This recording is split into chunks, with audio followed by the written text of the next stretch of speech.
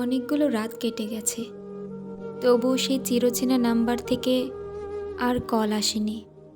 কেউ বলেনি, আজকের চাঁদটাকে দেখো কি সুন্দর লাগছে।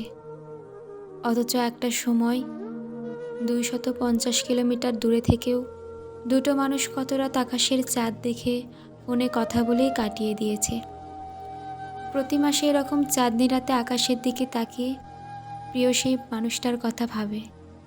চাঁদ ওঠার প্রতিটা রাতই ওই অচেনা মনটা অপেক্ষা করে, হয়তো আজ কল আসবে। কিন্তু সে অপেক্ষা দীর্ঘশ্বাসে রূপ নেয়। জানি না কবে রাতের আকাশে সেই চাঁদ উঠবে, যেই চাঁদ দেখে সে আর চুপ করে থাকতেই পারবে না, যেই চাঁদ দেখে সব নীরবতা ভেঙে সে ফোন দিয়ে বলবে, আজকের চাঁদটা দেখে তোমার কথা খুব মনে পড়ছে। জানি না কত দিন, কত মাস কিংবা কত বছর গেলে রাতের আকাশে সেই চাঁদ উঠবে।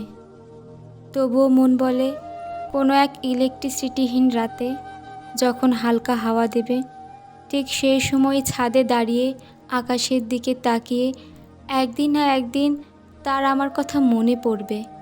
সেদিন তারও দীর্ঘশ্বাস পড়তেই হবে, হোক সেটা বৃদ্ধ বয়সেই।